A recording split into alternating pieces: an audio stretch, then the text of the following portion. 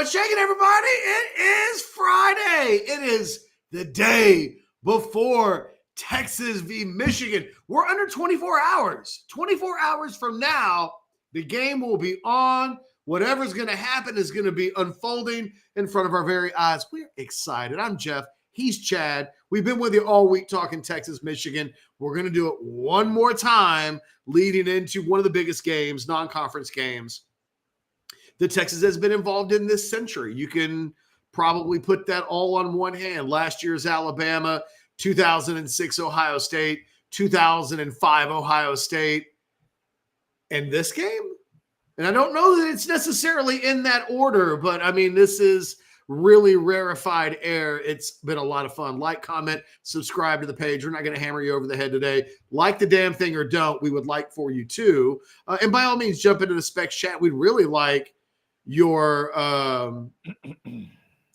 super chats that will cut you to the front of the line. And look, at 12:20 in 20 minutes, a guy that we've had on the show before and has been absolutely lights out, Trevor McCue from the Michigan rival site will join us. We'll talk some Michigan, the Michigan side of this game in a matter of moments. But Chad, we lead off today with some vibes from the Michigan side of things. All week long, we've talked about the confidence that Texas has on this side. Vegas has made Texas a huge favorite. There's this expectations of a double-digit win. And then there are the little old Michigan Wolverines, the defending national champions, and talking to sources. And we'll talk with Trevor, like I said, in about 15, 20 minutes. It turns out there's a lot of confidence on the Michigan side as well. Yeah. Before we get to Michigan's confidence, let me see if I can convey one fan's confidence. Jefferson, here we go. Oh, you damn right. HD, HD, HD, HD, HD. Time to wipe some Wolverine tears, boys. Woo! Thank you, Jefferson. Appreciate it. Jefferson didn't even pay for that, but Oscar just paid for this, and it's in all caps, Chad. Go! All caps, $4.99 from Oscar. Chad. Give me McNeese State against your Ags and Texas by $150. I'm juiced. Okay, first of all, I don't think you can bet on the McNeese A&M game, Oscar, but give it a shot. Give it a shot. I haven't seen it on the board anywhere, but give it a shot. What does it mean, Texas by $150? I'm assuming he means 150 to nothing. Is that what he means? Or is it 160 to 10?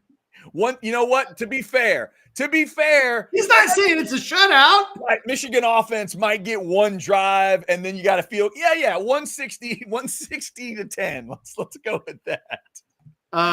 Chad, I was talking to some Michigan people yesterday because we're putting the war room together at orangebloods.com. And I had some notes on the Texas side. And I was like, you know what? Duh. Let me reach out to my Michigan homies.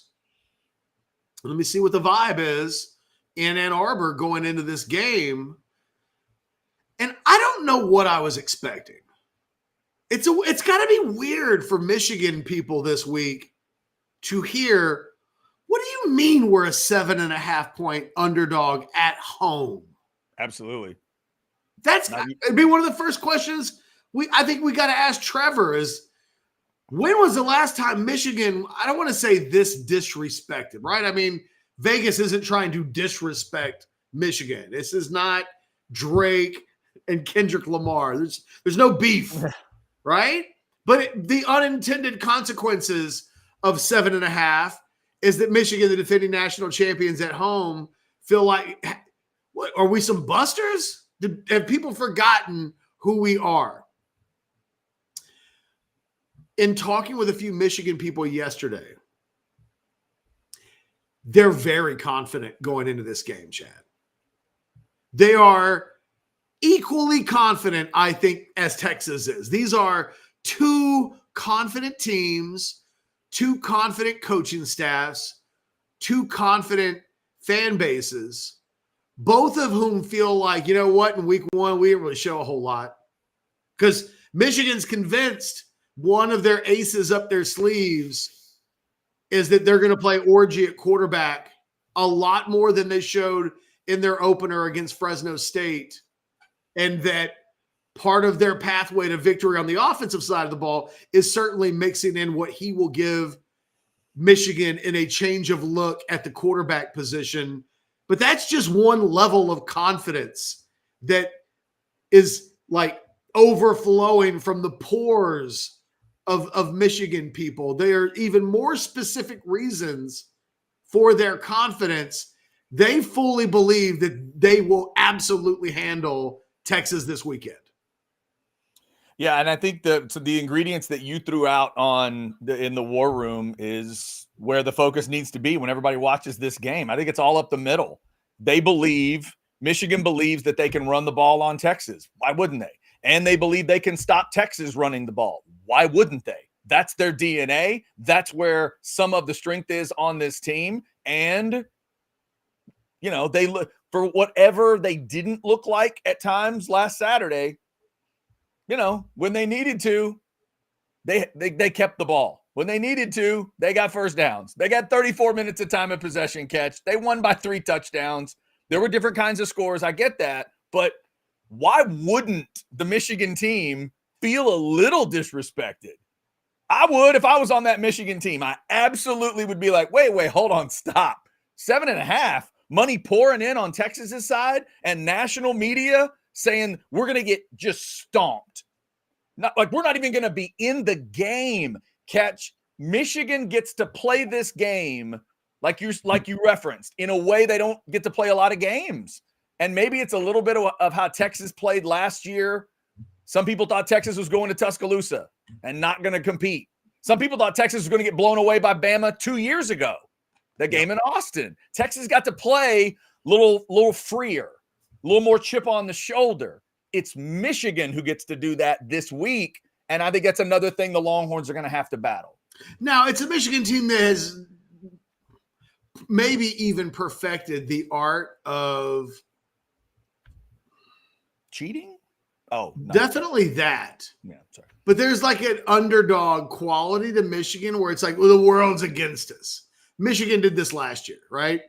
The world's like, no, you guys cheated. And then there's a reaction to the cheating. And maybe universally everybody condemns the cheating, but it's not us against the world, right? This kind of faux, we can put a chip on our shoulder attitude that we know is hugely popular in sports, right? This nobody believes in you, Chad. What you think about that? Right. And then you get all, ooh. Doesn't even have to be real. No, it's not. Yeah. Here's an interesting chat from Text Guy. It says, saw Cedric Golden interview a Michigan reporter. He stated most Michigan fans expect Michigan to lose. So there is that. Text Guy. There's no way that's true. But here's something interesting, Catch. We're about to talk to Trevor McCue, and I read one of his tweets in the last day or so. He said he's surprised at how many members of their staff, Maize and Blue, they're the Maize and Blue Review. We're going to talk to him. They're in the Rivals Network. He said he was surprised how many members of their staff are picking Michigan to lose. So we need to ask him that. Like, how does the staff look at it? Because obviously, it's just like you guys on Orange Bloods. Right? When you guys get ready to make your picks, how often are you truly picking Texas to lose the game? It's not a ton of the time. So certainly for Michigan in the last 2 to 3 years, it hadn't been much. So we'll kind of get his back 3 years. We picked Texas to lose a lot. That's true. I was going to say I should have made that a more of a 2 or 3. 2 or 3 1 year in one game, Chad. Like, let's not get too carried away. That's fair. That is fair. That's totally fair. If you want to throw us a super chat, but Chad, we'll go right to the top. Finish your point. Were you saying? I didn't mean to cut you off. No, I was just saying super chats will go right to the top. I don't see one right now, but I do see this real quick from Ashley. And only 2% of the public thinks Michigan will win. 2%? That's it? Oh my God. Now Catch, if Sharon Moore can't get them ready, forget about playing the game. If you can't get them dialed up right to go hit that sign and kick that ball off, my God, You talk about disrespect. Hey, guys, 98% of the country thinks we're going to lose today at home. So let's go play. Sharon Moore should print out Ashley's message right there. Exactly. Hold it up on, those cards that they use when they call in plays. Her avatar should be front and center, and it should just say, only 2% believes in you. By the way, Catch, Michigan specifically knows what you mean by those cards. Yes, they know exactly what you mean. They've done research. Oh, they do know those cards, yes. Yeah, they do. It's funny that you would bring up the position that Michigan is in. It's not apples to apples, but 2 years ago when Alabama came to Texas, I think there was a feeling of like Alabama's going to come here and smoke Texas. That Texas isn't ready for that yet, because Texas, to be fair, was coming off of a 5-7 season. So it wasn't as if there was any proof yet that Sarkisian's reign was about to take a real step up. And that Texas team goes 8-5 and loses in a bowl game. It wasn't the most impressive Texas team that season. But in that game, Texas played Alabama off their feet. You'll never be able to convince some Texas fans that a couple of officiating calls didn't determine the outcome of that game. And that's fair. There were a couple of calls in that game that still, are mystifying. And when you think about a one possession game that comes down to the end, it probably did have an impact. But on that day, the home team, and Texas wasn't as good as Michigan or as good as Alabama was that year, but on that one date, they were able to play with that team. And I think, it's probably something that we should remember when Michigan takes the field tomorrow. They don't have to beat Texas 9 times out of 10. They need to beat Texas one time. Yeah. And that's it. Yeah. And a lot of it's amazing on the day ofs how teams like Michigan can rise to the occasion. I do think it's interesting that, and we'll talk with Trevor about this shortly. He should be joining us momentarily from the Maize and Blues Report. They look at, on offense, when Michigan needs to run the football, it will run the football. They are banking on that. Mm-hmm. And 2, when Quinn Ewers is going to throw the football, they're banking on, we're going to get to him. We're going to force mistakes. In the battle of pass protection, Texas versus Michigan, they believe they will win that battle. And when coupled with winning the running game battle when they're on offense, that's it. Those are the 2 big ones. We're going to win those 2 big ones. We, Michigan, will win the game. Yeah, there's I think those are the basics that they see, and I understand why they would see it. And I have some other basics. Yeah. That I would counter their basics with. Sure. But you could also, again, that the reason that you play the game is because we don't absolutely know if they're right about those basics. If they are, could be a long day for Texas. But let me give you a basic. Go ahead. Let me give you a basic. And I'll throw this basic at Trevor when he joins the show here momentarily. One team in this game will play at the quarterback position a player that's viewed right now as one of the best in the nation. Right. The other will play at the quarterback position with the feeling of they have to play the second string guy a sizable amount because the first team guy's not enough. I mean, there's smoke and mirrors that Michigan is going to be hoping to get through the game tomorrow with at the quarterback position that Texas doesn't need. And now they don't have the 2 defenses that the quarterbacks will be playing against are different. So the Texas defense has to rise to the level of the Michigan defense on some level, but I can't ignore the fact that one team has what we think will be a future first-round draft pick at quarterback. The other team doesn't even know if they're playing the right guy yet. And that just cannot be an insignificant piece of this game. All right, we got our guest ready to roll. Before we talk to him, let's remind you get stocked up at Specs. The game kicks at 11 a.m. Get stocked up today. Specs same-day delivery can save the day with our Specs app or online shopping. From world-class wines to hard-to-find spirits and craft beers to gourmet foods, delicious snacks, and spectacular sweets. It's Specs. Cheers to savings.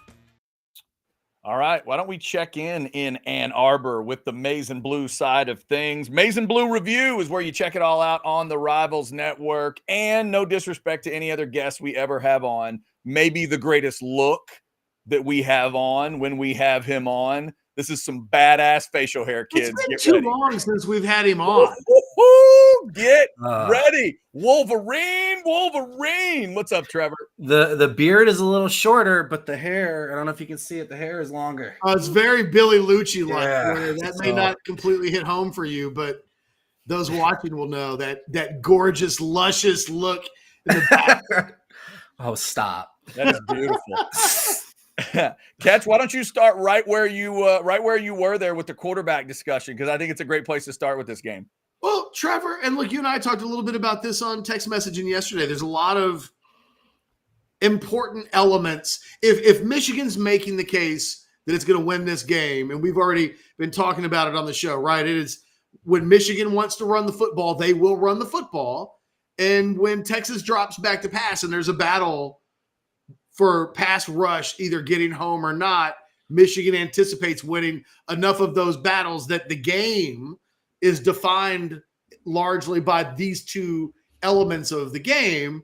Texas will turn around and say, well, we get it. And maybe Michigan will run the football more than we want them to run the football. And maybe they'll sack Quinn Ewers or pressure him a few more times than we want to. But over 60 minutes, there's a monumental gulf between the quarterback play, the expected quarterback play between what Quinn Ewers brings to the table and what Michigan is still trying to figure out what it has at the quarterback position. If a Texas supporter finds you and says, no way Michigan wins this game because of the gulf in quarterback play, your response to that is what? It's a fair concern given what we saw in week one. We still don't really know what this Michigan offense is right now. We've seen Michigan win football games with poor quarterback play during this run that they've been on. I know there's a new head coach, new system, but there's been so much continuity from 21, 22, 23 to now that until we see differently, we're kind of connecting dots, right? So Cade McNamara was able to get a Big Ten championship for Michigan. JJ McCarthy hobbled against Penn State late. They literally didn't throw the ball, ran it 30 straight times, and then also injured against Maryland. Is probably the closest comparables, but right. An injured JJ McCarthy is probably still better than Davis Warren at this point, who, again, his story is fantastic. I think he is better than he looked last week, and I think he can get better. But the reality is he hadn't started a game since 2018 before this. Ooh. And Michigan is going to expand Alex Orji's role this week, according to Sharon Moore. So we're going to see more of the two quarterback system as well. So I think you brought up the two keys to the game, I think is 100% true. And Michigan's biggest question mark will be at quarterback because it's week 2. If this game was coming at the end of the year, I think we'd probably be having a different discussion. But Michigan's getting a tough opponent early, and they're a team that tends to find their identity as the year goes on. So it's a tough spot with where they are right now. Trevor, I wanted to ask you about one guy in terms of the Michigan run game. I don't feel like Texas fans have been talking about him. I was rewatching the Fresno State game. I want you to talk about Kalel Mullings, number 20, 6'2", 233, a grad student now. He's been there a lot. He's been in Michigan about as long as the mascot has. Yeah. 6.1 average against Fresno State, 6.2 last season. How much of an effect do you think he has on this game? And to the best of your knowledge, was he named after Superman? I mean, his name is Kalel Mullings. That's Superman's name. Was he named after Superman? Do you know? I doubt it, but I don't know. Okay. I will find out for you. He looks like Superman. The dude is an absolute truck. He is the same size as Michigan's short side edge rusher, Josiah Stewart. Wow. So he's a former linebacker. He played both ways in high school, running back and linebacker. They started him out at linebacker and then moved him to running back in the last couple years. If that sounds familiar to anybody that knows Michigan football, it's this guy right here, Hassan Haskins. And I think that's what Michigan thinks they have again. Another veteran player who played linebacker first, went over to the offensive side of the ball as a running back, and simply just gets 5 yards every time he touches the ball. I don't mean on average a 30-yarder to 1-yarder. He gets 5 yards every time he touches the ball. Will Michigan treat him like the early down and short yardage back and let Donovan Edwards kind of go back to his secondary role where, frankly, he's better and thrives, where Mullings is the thunder and Edwards is the lightning, similar to, Haskins and then Corum, and then it was Corum and Edwards.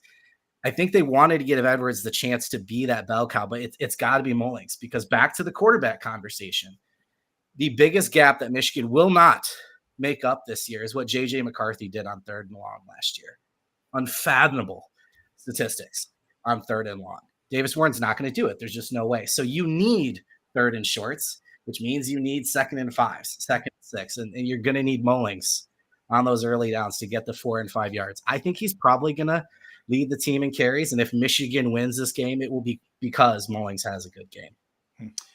Trevor, is there if a Texas supporter or me or Chad or anybody that covers Texas and then watched Michigan last weekend through the prism of, okay, new season, new team, show us what you got, Michigan. And then they watch the game and they think, okay, I figured out this Michigan team based on 160-minute stretch against Fresno State.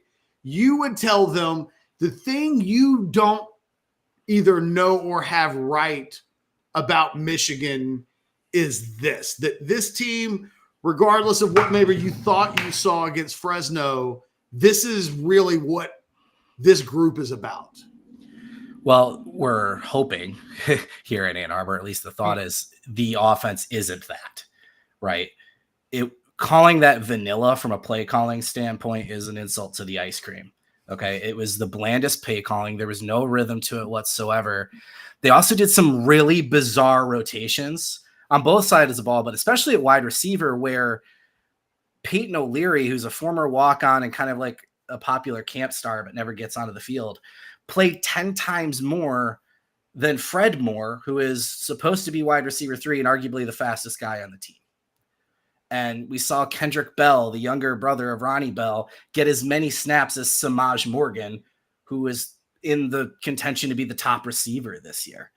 There was just a lot of weird things they were doing. And back to what I said earlier, Michigan treats their non-conference games, or they have in the past, almost like preseason games in the NFL, or like a scrimmage, if you will, or even like a spring game, whatever analogy you want to make, where they're going out there and like letting some depth battles bleed into the season and trying to figure out if they can do this or that, but not thinking they can do all this and still win the game. And they would push back, hey, spread was 21. We lost only by 20, right? And if you look at the non-cons last year, they missed the spread by like 19 points, I think, in a couple of their non-cons last year. They just don't care about going out there and making a show. If they think they can win the game and learn some things, that's what they're going to try to do. They won't admit this. I think they were looking ahead to Texas as well. There was just some hiccups there. And then also from a game planning standpoint, I told you guys back when I came on here the first time in the spring, and I've said all offseason, they wanted Alex Orji to win this job. They weren't going to give it to him, but they wanted him to win it. And Davis Warren didn't win this job until Tuesday last week, the last 3 or 4 final practices. I think that game plan was probably kind of a mess last week because they were probably game planning for Orji to be the quarterback out there. Davis Warren's not going to be hitting a lot of those dunk throws. He's really good in the intermediate. You're going to see more play action, I would imagine, as well. So there's 2 scenarios. Either the offense just did everything I said. They were using this like a trial balloon, getting some things out of the way, super vanilla, or they are that bad, which if that's the truth, Texas is going to win, and Michigan season's about to get a lot tougher than fans imagined a few weeks ago. Trevor McCue, Maize and Blue Review, joining us. Trevor, let me ask you about Colston Loveland. Considering what you're talking about at the quarterback position, Talk to me about how you think they would utilize him. You can just watch Michigan on a drive and realize that dude is special. He's really interesting, kind of a tweener guy. He's either a badass receiver or he's a badass tight end, or he's both. Obviously led him in receptions, last week. I would assume that's what the offense would want to cook up this week. How do you dial up Loveland, knowing what you're saying about the quarterbacks? Yeah, he's their best player. He's the best tight end in college football, and he is wide receiver and tight end, right? So he was a wide receiver all through high school until his senior year. He just grew into a tight end. He just got too big to play wide receiver. So that's why you see that skill set from him. They're going to use him. I think of all the things that you saw Saturday against Fresno, the one thing I think will be constant is the way Colston Loveland was used. So he took 58% of his snaps, an even split between slot and outside as a wide receiver. Yeah. So only 40% of his snaps roughly were as an inline tight end. I think that continues. I think he's arguably outside most of the game with Tyler Morgan, Samaj Morgan. Tyler Morris, Samaj Morgan. We got 3 receivers that all start with MO. It's been a mess for me. Morris, Morgan, more. But yeah, I think he's going to get on the field a lot. They're going to do a lot of 12 personnel where Marlon Klein is the inline tight end, or Max Bradison, the H-back tight end as well. We didn't see any of them in the passing game last week. I think they'll get a bigger role. But look, Loveland's going to be targeted in the flat. He's going to be targeted on out routes. He's probably going to take a shot deep at some point. He was the best deep receiver or best deep receiving tight end in college football last year. He was targeted 7 times, had 7 receptions for 235 yards and 3 touchdowns. So Michigan needs to do more of that, if anything. But yeah, for a new quarterback like Warren, having Loveland is not just only, a safety blanket, if you will, but he can also do a lot in terms of finding gaps in the defense and after the catch, yards after the catch. He's very reminiscent of a Kyle Pitts or, even a Kelsey, if you want to make that reference. So shutting him down, Texas is in complete control, but I just don't think you can. Even when you know it's going to him, he's hard to stop. Yeah. Trevor, I'm going to knock out a couple of super chats, and then I have a very specific question for you that we've kind of touched on, but I ask this question to every single guest that we have, basically. And I need to get back into the habit, Chad, of asking my same questions. Okay. So this will be an opportunity for me to do so. But Google Scholar says Fresno game was a game they would have won 31-10 last year. Okay. Yeah. Does that sound right? I think it was less to do with the score and more how they got there. Yeah. Right?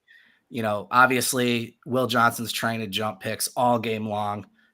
And he finally gets that last one. He knew the play was coming. He actually knew the play before. And you can see there's a corner trying to come over to the bunch set. And he's waving them off like, no. I want them to think they have numbers. I got this. And then Mullings led that running drive, the plays before that. But that first half was ugly. So would the score have been similar? Yeah. Again, looking back at those non-conferences we saw in previous years. But that offense was a mess in the first half. It was concerning, to say the least. For $4.99, Oscar says, I will say, whatever we think about Sark in offense, Wink on defense is to that level in the NFL. There's no doubt about it. I mean, Wink Martindale is one of the best in the business at what he does. And I would imagine a lot of the confidence that exudes from Michigan going into this game is centered specifically around in that guy they trust. I would say it's more in the scheme they trust, right? So the scheme that Michigan installed in 2021 when they hired Mike McDonald, who was the linebacker coach for the Baltimore Ravens, was largely based on what Wink Martindale did in Baltimore, right? He says he's the OG of this system.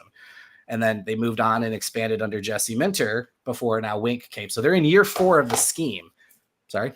I will say there's a little bit of concern, though, amongst this fan base with Wink that he might be a little too blitz happy. 59% of snaps last week they sent a blitz. And I think you can do that at times with Quinn Ewers and hope to force some of those mistakes he tends to do on those, shorter middle throws. But you can also blitz too much and put your guys on island and give some Michigan fans some Don Brown flashbacks. So there's more pressure on Wink than you think. Let me give you this is for all of us, me, you, and Chad. The rest of everybody else, who cares what they think? But one of the interesting things connected with that is Quinn's not great against the blitz. Right. In fact, it's an area that he needs to be better. And I was debating with somebody on Orange Bloods about this earlier today. Last year against the blitz, Quinn was okay. From an NFL quarterback rating standpoint, if you go to Pro Football Focus and you look at the numbers against the blitz, he was like at 104.9, which Michael Penix was 104.2. And in the NFL, 104 sounds really good. But at the highest levels in college football, and I should have looked up JJ's numbers, and because I remember they were really good, but I looked up, whether it was Bo Nix or whether it was even a guy like you could basically pick all of the top quarterbacks not named Quinn Ewers and Michael Penix last year. And against the blitz, these guys are 131 NFL quarterback ratings or 140 quarterback ratings, or Jaden Daniels was a 152.6 quarterback rating. He was nearly perfect against the blitz last year. It's interesting that Wink loves to blitz that much last week. And there's some thoughts that maybe there's too much blitzing when Quinn's definitely a guy that doesn't perform as well when he's pressured.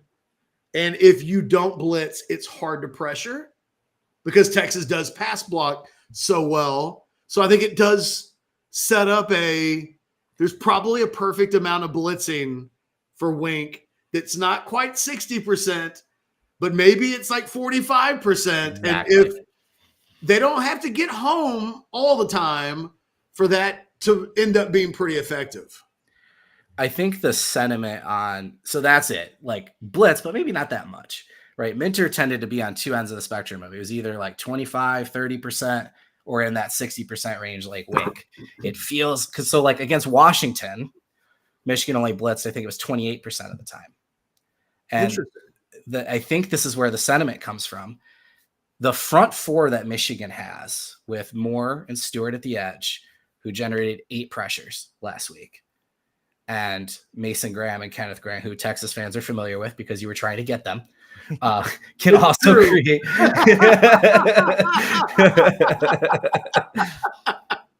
They can also create pressure on the interior.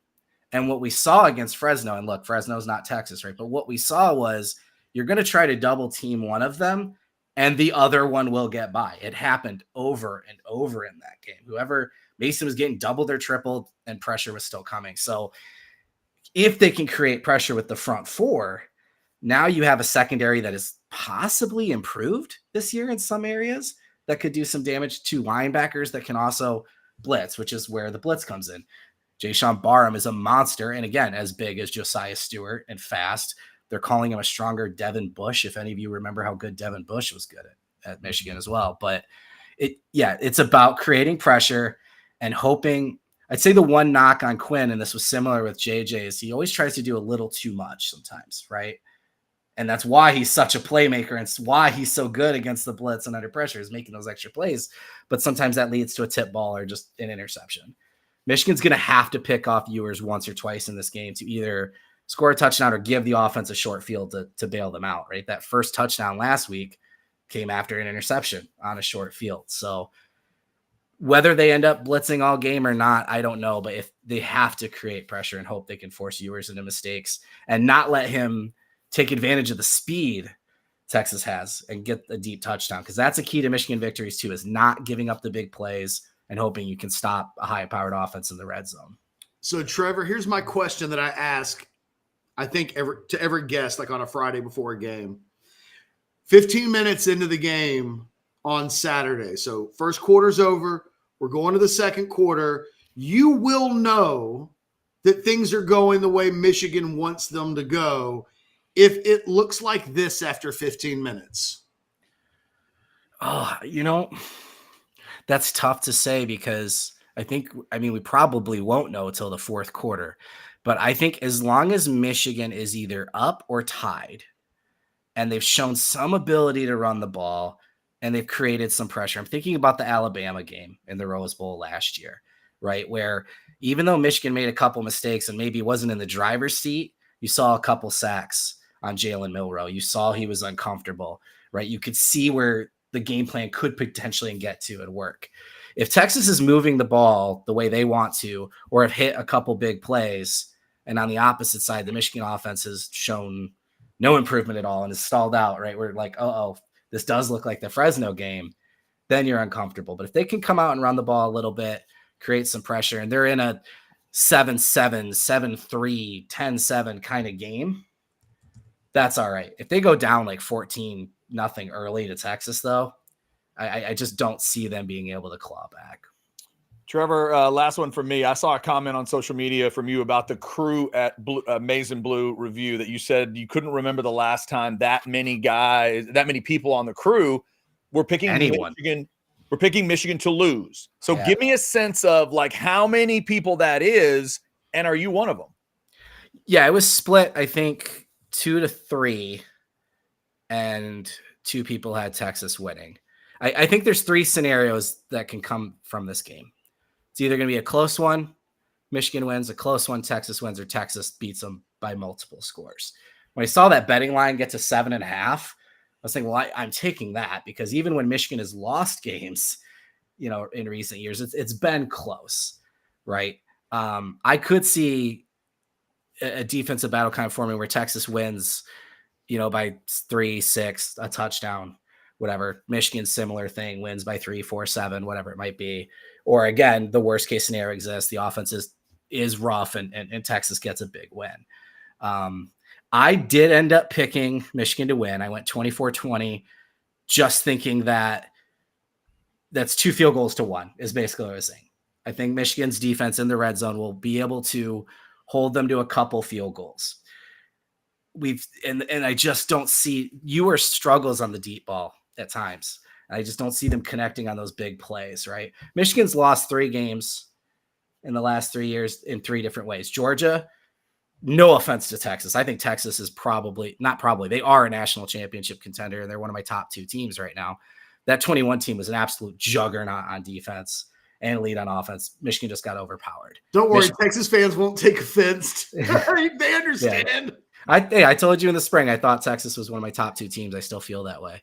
21, Michigan State, Kenneth Walker.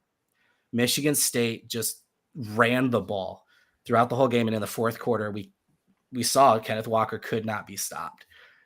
If Texas that's the kind of run game they're going to need. They need to out Michigan and be able to run the ball late. TCU, Michigan shot themselves in the foot. Poor play calling, multiple turnovers in the red zone, dumb penalties, pick sixes, right? So that's where I think Texas gets a blowout. If Michigan's making mistakes and shooting themselves in the foot, or if Texas is able to establish the run and keep it going late. I picked Michigan, but I'm not super confident, right? Like I said, if I was betting, I'd take the points. If it was money line, I'd probably take Texas, but we'll see. I think it's going to be a really good game either way. All right. I'm reminded, Chad, that I only have one last question. I'm going to go to a super chat. I'm reminded, if I'm not mistaken, Trevor walked in the first time that we did a show on the back end of us doing buy or sell. And I don't remember what he heard us talking about. I don't either. Yeah, but I remember he jumped into the conversation. So yeah, we have a $5 super chat. This one's a bit of an obscure side by side. I had to Google search this. I did too. In the middle of Trevor talking. Forgive me, Trevor. I did a Twitter search or a Google search of Rona Mitra sexy. I mean, it was the only way for me to be able to do a side-by-side Mitra versus Aniston $5 prime on prime super chat. This one's easy for me. Chad? Once I did the search, it was fairly easy for me as well. As much as I love Aniston, I think it's Mitra. Wow. I think it's easy Aniston. Yeah, I didn't do the search because no one beats Jennifer Aniston. Go ahead and do the search. Go ahead and do the search. All right, I'll do it. Make sure we're playing. We got to play a man's game here. So and Rona's not as pretty as Jen. No offense to Rona, right? This is a man's game by herself. It's Jennifer Aniston. It's Jennifer Aniston. Also, to be fair, Matt with the Rachel haircut, or today, I don't care. Yeah, Matt is laying out a prime on prime, and it's not a hotter than. So I do need to reconsider that part of it. If you're putting all ingredients together, it's Aniston. Yeah, Well, and in the prime too. Yeah. Prime on prime, everything put together. I'll go Aniston. That's ridiculous. Look, if it was Mitra, she'd be a bigger star. What is she even from? I had to look it up. She did a bunch of British. I've seen very few movies. She did Hollow Man. She did Get Carter, which was it's not bad. It's an average Stallone movie from the early 2000s. She's in that Ali G movie. Do you remember that? She did. She was in Sweet Home Alabama, but I don't remember the character. Oh, yeah. She was one of the friends in Sweet Home Alabama. I remember her. Okay. If she were hotter than Aniston, her career takes off.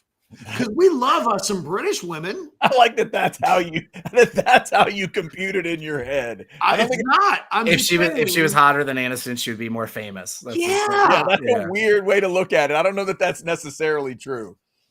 It's true in this case. I think if she were hotter than Aniston, that woman's going places.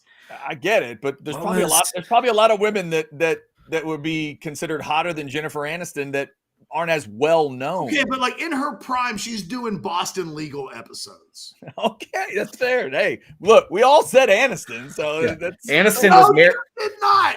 You're Mitra. No, I was married to Brad Pitt in her prime. What are we talking about? I took Mitra when I thought it was a hotter than. It's just a straight up comparison. It's Aniston. I think Matt meant it as a hotter than and just saved the letters. And I think Trevor just hit on something too. Like in a vacuum, if you take one of these, you've connected some dots that I don't think lead to the answer that you think it does. His checkmate moment of this is Jennifer Aniston was married to Brad Pitt.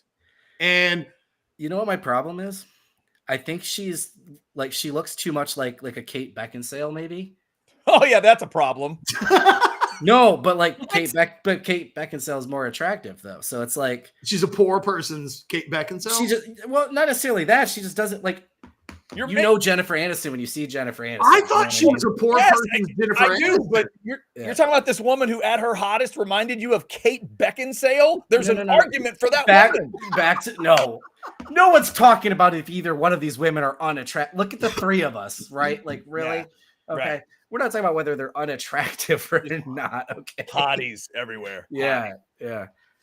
Who has the YouTube show, ladies? Us or you? Yeah. Oh my God, so funny. I'm telling you. And on that note, Trevor, we'll let you go. I had to include you in our Prime on Prime. I'm glad you did. I'm with you. It's Team Jen. Sometimes it just is simple. And in this case, it was. What's not simple is the closer this game gets, the more I don't know what the hell we're going to watch tomorrow, which is kind of exciting. So yeah. Real quick, a super chat for Trevor on the way out. Blake says, Trevor, if you were a Texas fan, knowing what you know from covering Michigan, what would your confidence level be 1 to 10? So I'll let you guys in on a little secret. I grew up a Texas fan. So okay. My family is from El Paso, Texas. That was my home base forever because my dad was in the Army. So that was just where we always went back to home, Fort Bliss, El Paso. So I grew up a Texas fan until we moved to Michigan. I've always kind of had, except for 2005, Vince Young, except for that game, I've always kind of rooted for Texas on the side. So I can relate a little bit. I think my confidence would probably be 7 or 8. I know you're super confident because of the Colorado State game and because of the Fresno State game for Michigan. I would say don't be. I think both of those games could be a mirage in a different way. But that said, I do think Texas is better this year than they were last year. And I do think Michigan isn't as good, right? So that balances out. You should feel good if you're Texas. And like you said, either way, I think seeing these two blue bloods, those uniforms in that stadium, this is just going to be it's maybe the best uniform game in a while. It's going to be amazing. Yeah, Michigan's wearing their all blues. I'm a little bummed about. Well, I guess the maize might have contrasted. But they're going all blue. Yeah, big game blues they call it. Oh my God! So it'll be all frosty whites and all blues. Why can't we just be blue bloods when we need to be blue bloods? Texas showed up in the whites. Wait a minute, you're telling me the whole crowd's going to have maize on, but the team won't have the maize pants? I think they might have the Mays accessories. Oh, So what maybe are we socks doing? and some sleeves. What But are we doing? dude, they've worn these big game blues since. I mean, I keep pointing to it the wrong way. That Ohio State game. Okay. I wear the all every blues big too game they if, wear the if all I had blues, that yeah. mojo. That's I what get it it, is. right? Okay, Yeah. fair enough. Fair enough. It's I just wear the a wedding superstition dress of it at if this it point. meant that Michigan was Right. going to beat Ohio State. So you know what I That's mean? Yeah. Hey, That's a real good point. quick, how insulting has the 7.5? Like we've been talking about what it must be to be the defending national champions playing at home. 2 games ago, they just beat the crap out of a Washington team that beat Texas. And the rest of the nation, then Vegas is looking at this as if this was a neutral site game, Michigan would be a double-digit underdog. Like it just kind of blows my mind a little. Yeah, but I mean, Michigan did themselves no favor last week, right? So again, we're preaching the continuity and what's come over from the national championship season and that culture. But there are enough changes that I get where it's coming from. And look, the public money was like 92% on Texas at one point, so I'm not shocked the line moved that way. Some sharp, That's aggressive comments from insulting. Michigan, but yeah, no, but it's not surprising because again, if you see Colorado State blow out, Michigan arguably struggling with Fresno at times, right? Like I get that it went there. Again, I'll take it. The 7.5. I think I feel good about that. Again, not that Texas can't win by more. But hey, insulting? No, this team loves chips on their shoulder. They were 8-point dogs in 2 of their games against Ohio State. So they love being bet against. Well, Good to there know. you go. Okay. Trevor McCue, Maize and Blue review. Trevor, we appreciate you putting up with us again. Thank you, man. Always, man. Anytime. Thanks, guys. Take care, Trevor. Have a good weekend. Good stuff. Good stuff. And the facial hair is still. Trevor could be a third party on the show. He's strong. He's strong. We can just change the name to something else, and we just do hotter thans all day long. That's it. Some good thoughts from him. We got a couple super chats lined up. Let's get these, and then Ketch will tell you a little bit about Rogue Shot. But before that, $5 from Hooked on the Horns. If the Michigan Wolverines are the conquering heroes, then let us be the conquering villains tomorrow. Some of the players talked about that, Ketch, being the villains, 100 versus 100,000. All that kind of stuff. Is Michigan the conquer? Are they called the conquering heroes? Yeah, because I think so. There's some reference to what their song is hail to the victors, but I think there's something in there about conquering heroes. I think that's true. Okay. Like I think it's in the song. I got you. Yeah. I think that's the reference. But this is that opportunity, just like they did in 2005, like to go into a cathedral of college football and shut them up. I mean, they did in Tuscaloosa last year. Obviously, we've been referencing that one. And 46 guys that did it are going to try to do this again. But catch that balance with 2005 is kind of cool to me. If I'm a Texas fan, you went and got it done in a Big Ten church back then, and it led to something amazing. And you're going to the other Big Ten church, with all due respect to Penn State and whatever else we could talk about. You're going to that other one and giving yourself a chance to get that kind of momentum going again. That's pretty cool. Brian loved the fact that I brought up the Penn State game yesterday. Yes, he did.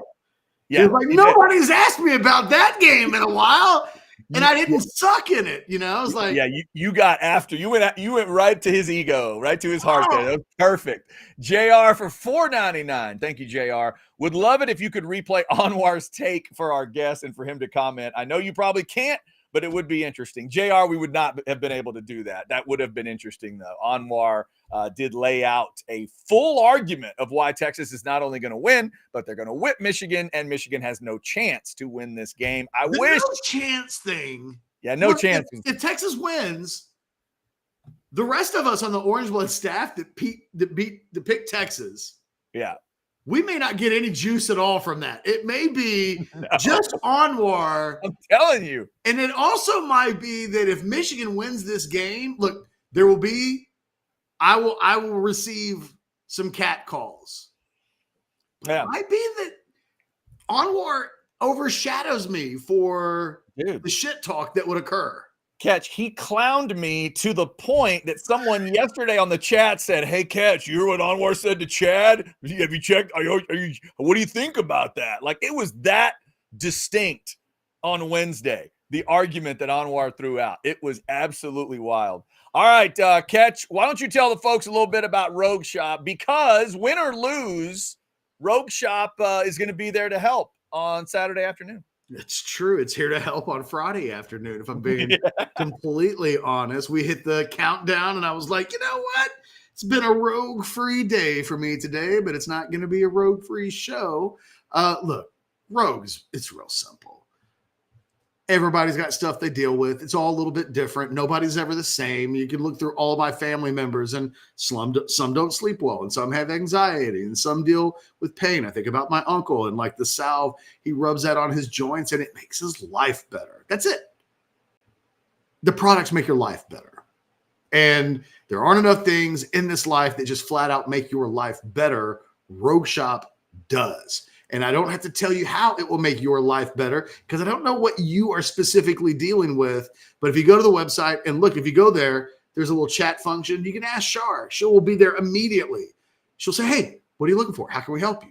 And you can say, I don't sleep well. I've got anxiety. I've got pain. I have focus issues. You can lay it all out there and she will point you in the right direction to get the product that's going to help you out the most and change your life for the better. Scan that QR code. Make it happen and entertain yourself with some Rogue Shop products today. You won't be disappointed. All right, Catch. I'll prove it. You know, sometimes you have to put your money where your mouth is. Come on. Here we go.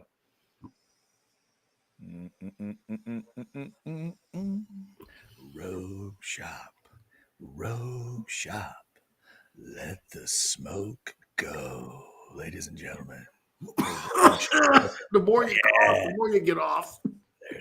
There it is. Okay. There it is. What are we doing now? What are we doing for fun, kids? Very nice. If you get us a super chat, it will go right to the front of the list like this one. How about $9.99 from Jamari? Great name, Jamari. I don't know what Michigan thinks Orgy Swoops. Whoa. Going to do. We've faced mobile quarterbacks before, Milrow. Also compare Michigan's team to Alabama's team we faced last year. If we don't win, it will be a disappointment. All right, let's go through this, Catch. I think it's completely unfair to start talking about Orgy and Milrow in the same sentence. That's insulting to Milrow. Well, the real comparison is Orgy to Swoops. And I don't know what I think of that. There's a part of me that's slightly insulted for Tyrone Swoops, who did play in the NFL, right? Whatever we think of Tyrone Swoops as a starting quarterback at this level, he ended up being a guy that got game time in the NFL. He was a quality athlete. I know I get the comparison on some level.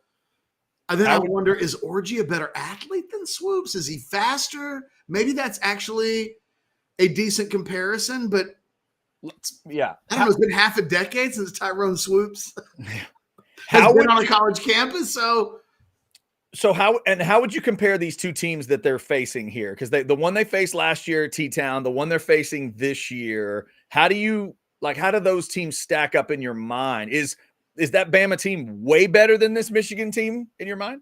Well, I can't say that Orgy's remotely the threat that Milrow is. I agree. That is just like I'll listen to Orgy as a Swoops level guy. Right. That's what I'm saying. The Swoops part of that, I put aside as soon as the word Milrow came up. It's like, well, we faced mobile quarterbacks before Milrow. And it's like, whoa. But the difference is that Michigan will call plays more so than Alabama did that are run plays for the quarterback by design. Sure. Where Milrow really scares the crap out of you is when his legs become the secondary component of a play and your defense is defending the other component. And then look, you know it from when he played against A&M. It's like that off-schedule run where he pulls it down and he breaks through that first level of the defense. And now he's into that second level. He goes from second level to fifth level very quickly, and they're just back-breaking plays. I saw it last night a couple times in the Ravens-Chiefs game. Oh, yeah. where Lamar Jackson would gain like 35 yards on a run down the sideline, and the Chiefs did the job. They did what they were designed to do. Yeah, they foiled the play. The And play this didn't freaking work. guy takes off and starts. And then when they get to him and hit him, he still stays on his feet and gains about 8 extra yards. So even when you hit him, he doesn't go down. That's not what Orgy is. Orgy's not going to drop back, create an off-schedule run play where you've thought to yourself first and foremost, defend the pass. So when Orgy comes into the game, to me, they're telling us what they want to do offensively. Will they have him throw the ball once during the game? Probably. But if he could throw the ball, he'd be the starting quarterback. Yeah. We just heard it. We just heard Trevor, who covers Michigan, say they wanted him to take that job. We all understand that, right? Between those two guys and what we had already heard about Orgy, that's exactly what the fan base wanted. And disappointingly so, the other guy gets the job last week. That's what Michigan fans didn't want. So the thing that I'm sitting here, even when Trevor was still with us, I'm thinking about is Michigan – look, how many yards does Michigan have to run for to win this game? I have a number in my head. I'd say, 150 would certainly do it as a team, but maybe like 110, 115-ish. I have 200 yards in my head. Oh, God, they don't have to have 200 to win, do they? Yes. Wow. They're not winning the game with 110 yards rushing. Okay, you're telling me. Matter of fact, if you tell me right now that Michigan only rushes for 110 yards as a team, and I know I don't want to get too literal with the 110 because it wasn't the only number that came out of your mouth, but I said 200. So Right. there's a So wide gulf between 200 and 110. There is. You're telling me if Michigan rushes for 195 yards, they'll lose. No, I'm not saying that. That's close enough to 200 that I'm not going to be 150. They lose. Yeah. Wow. Okay. That's it. That's And if you're telling me because what are they passing for? What are you giving them in passing yards? Are you giving them 150 passing yards? Definitely. I mean, in that scenario, I don't know about definitely, but they're going to be able. The idea that this team can't throw at all, I think, is dangerous for a fan to go in here. You can throw a little bit if you get to 150. Yeah, I think they can get into that neighborhood. Yes, I think they can be like if they get like 150 and 150 and they're around 300 total yards, something like that. You can't beat Texas with 300 yards of offense. I mean, Michigan has to keep this Texas team off the field. Well, yeah, and that's part of how they could do that. 150 right? Doesn't do that. As long as they're moving the sticks, that's all that matters. Freaking times you think they're going to run the ball tomorrow? Let's talk this out. They're going to run the ball as a team at least 35 times tomorrow. Yeah, I was thinking like 30, 35 for sure. They'd love to. That's what they want to do, yeah. If they get to 40, to average 4 yards a carry at 40 carries is 160 yards. It's not enough. It's not enough. It's too... This is a Texas offense and a Texas team that believes it can create chunk plays. And oh, by the way, fucking Xavier Worthy. That's what I'm talking about. Sorry, little to the rant. We haven't had the Xavier Worthy from last night discussion yet. I had a comment ready to go, but there you go. There it is. I wish this Texas team still had. Do you guys understand what I've been trying to tell you about Xavier Worthy for years? You think I'm being nice. I'm going to let it all go on some level. But that a large number of you last year, before the season, coming off of his sophomore season, when he played with a broken hand, you guys acted like he was a chump. Couldn't catch the ball, Catch, you're just a homer because you did an NIL deal and you overrate him and all. There was a lot of you. I will not ever let you guys act like it was a tiny number of Texas fans who thought Xavier Worthy might as well just go. Texas had, and in 10 years from now, it will become even more clear, an absolute nuclear weapon on its team last year. And I think only now that he's gone, Chad, are Texas fans admitting he's good, isn't he? He's very good. Let me help to further set up the point. I was going to set you up later on, but we're getting to it now. So first off, how in the world did the rest of the league allow that guy to get to the Kansas City Chiefs? We'll all ask ourselves that for the rest of time. It's just like sympathy for the devil for the Stones. Who killed the Kennedys? After all, it was you and me. We are all responsible for that. Every other NFL team. But catch, you have been saying, you told those critics back then, you have been saying it constantly throughout his career, and you said it all through the last couple seasons. What does Xavier Worthy do better than any receiver you may have ever seen in your whole life? Gets open, man. He gets open and gets open by wider distances. And I start thinking about it. You know, last night, the big pass play ends up coming on a blown coverage. It wasn't quite the same thing. But after watching Xavier score on the touchdown, and there were a couple of times in his Texas career when he really opened it up. And you were like, remember that one play along the sideline, the catch and run, where his average speed, I don't remember what it was, but it was crazy. And your eyeballs could see him run and go, wow. Yeah. He did that last night. Nobody had a gun on him, or it was like, he's running 23 miles an hour. Nobody had that. Your eyeballs were just like, he just ran through a bunch of fast guys. Yeah, that first, I want to say that they clocked that first touchdown, like from the moment he got the ball, or the moment the play started to when he was in the end zone, it was like 4.2 seconds, something like that, for him to get around that edge. And the second play catch, the look on Mahomes' face was hilarious.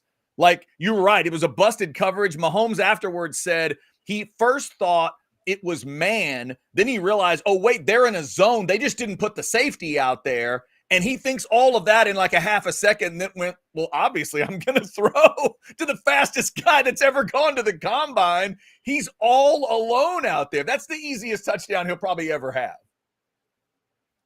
Speed doesn't have bad days, man. And the thing that I was thinking about, Chad, all those guys in the NFL are fast. They are. Like, 4.5 is fast, but there are guys all over the league that are running 4.4s, 4.3s. Like, it's a fast league. Yep. Those guys get left on islands. Like, to be a pro more times than not means what you have to be able to do to earn a paycheck in the NFL is you can't let guys run by you. Yep. It's kind of part of the job. You cannot let guys get by you. And I thought you can even see it at the NFL level, as fast as these guys are. They're not Xavier Worthy fast. And if you saw Xavier Worthy create 1 yard of separation or half a yard of separation, you saw him create 5 yards of separation. Like, they're one and the same. And I just thought they were afraid. Baltimore was afraid of him last night. If you go back and watch, they were already dictating coverage to make sure that he didn't get beat. It reminded me a little bit of Quinn Ewers last year. There were games, Chad, when we would do the watch-alongs, and you'd go, why aren't they throwing? We know they want to throw it deep. Why aren't they throwing it deep? Yeah. Because teams last year decided, look, man, y'all can do a lot of different things, but you're not letting – Xavier Worthy is not running down the field wide ass open. Yeah, a lot of teams just decided to go with the theory of, yo, back up. Yes. Back up. Yeah, that was it. That was the only thing you could do. By the way, how about the first touch of his NFL career? Touchdown. That was his first touch as a player. So, look, I had an Xavier Worthy thing I clearly needed to get off my chest because as glad soon you as did. the thought of the game from last night popped into my head, I was like, let's talk about Worthy. I'm glad you did. By the way, personal level, thank you for mentioning your prize pick idea because you did win me a little money on prize picks. Thank you, sir. Appreciate you. Just barely. What is it? What was it? 44 and a half yards, and it was 46, I think, by the end. Thank you, X-Man. Thank you, Mr. Ketchum. Even though the other one was a push, it did make a little money, so I appreciate you. Woo! Just barely. Just barely. I may have had that. I may not had because I have active. I paired that with the Jaden Blues. I told people on the Prize Pick show yesterday. I was like, "Hey, I'm in, man. I'm in. Yeah. I'm gonna put my money where my mouth is." And I had about 5 different Worthy plays, including one where I paired him with Cristiano Ronaldo. But you know what? Ultimately, I won. I'll say that's the one that made 20 and I won 30. That's the one that made me a little money. I made money off of that one, even though Ronaldo's was a push. I said, worst thing that will happen. Yep. Ronaldo will have 4 shots, but he is not getting to 5. Yep. And in the end, that's exactly what happened. But it would have been nice to win a little more money on that. But small wins are better than big losses.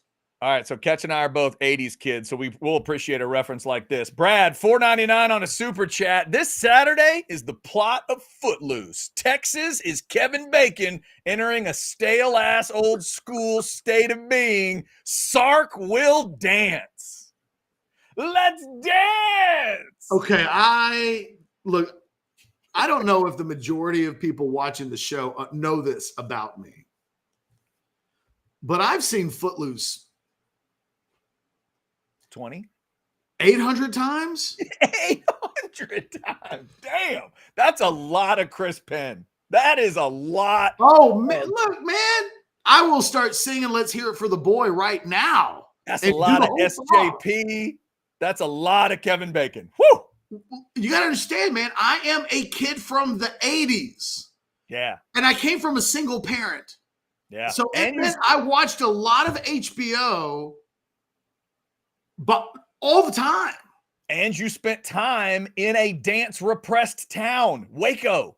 Oh, man. I used to think that town was, because, even when I was in college at Texas, so this is mid-90s, that whole you can't dance in Waco on campus thing, that is not like, remember back when Elvis was, no. Dude, that was real. Catch, back in the day, if the Baylor Bear mascot just shimmied a little bit, they would tranquilize it for the rest of the day. Look, Blink 182 was a thing when you still couldn't dance in Waco. It is not like, I don't know, I just came out of nowhere. No, that's a perfectly scary reference to show where Waco was. Yeah, that's well done. Well done. So I love this. I need to really think about this for a second. Okay. So Texas is Kevin Bacon. Yes. You're saying Sark is Ren here. Right? Sark is Ren. So that makes Michigan is the abusive boyfriend and the town. Exactly. Chris Penn is Quinn. Oh, Chris Penn is Quinn. Chris Penn is Quinn. And Who's the villain Jessica Parker. Sarah Jessica Parker is. Oh, hold on now. Let's think about this. Well, I mean, if he doesn't play, well, it wouldn't be art. It's like Jonte Cook. Maybe Jonte Cook. Get him, Rusty. Hit him. Isn't that what she says? Whatever it is, screaming at him. What do you want me to do? Well, that's at the fight at the end when he promises her that there will be no fights at the prom. It's a great scene. Okay, then who's Mark Singer's sister? Who's Lori Singer? That's like Isaiah Bond. Okay, we gotta stop. Is that Bond? Is that Isaiah? Okay. You said you wanted to break it down. No, I do, because he's And entering a stale ass old school state of. Is that what Michigan is? They just won the Natty. And does that make Sharon Moore the John Lithgow character? Yeah, Sharon Moore is the John Lithgow character for sure. He's the preacher. God, I wish Harbaugh was still here because then it's perfect. Oh, it would be. And Davis Warren is the wife. Is what is her name? Diane Wiest. Diane Wiest. Yeah, that's who's the guy that runs the lumber yard. That's Davis Warren. The guy that runs the lumber yard. That's that running back I was talking about, the 233-pound the running SEC back. commissioner. Yeah. Okay. Fantastic. Sark will dance. So yes, bye. Look, when we do the post-game show tomorrow. They didn't even mean it as a buy or sell, and you just bought. We'll have confetti falling from the sky. Kevin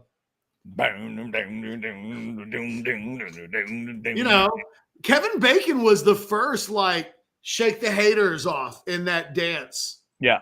I tell you what, a little move where he looks to the side and does a little shimmy and a little shake. He was the first to ever. He was shaking the haters off 3 decades before Taylor Swift.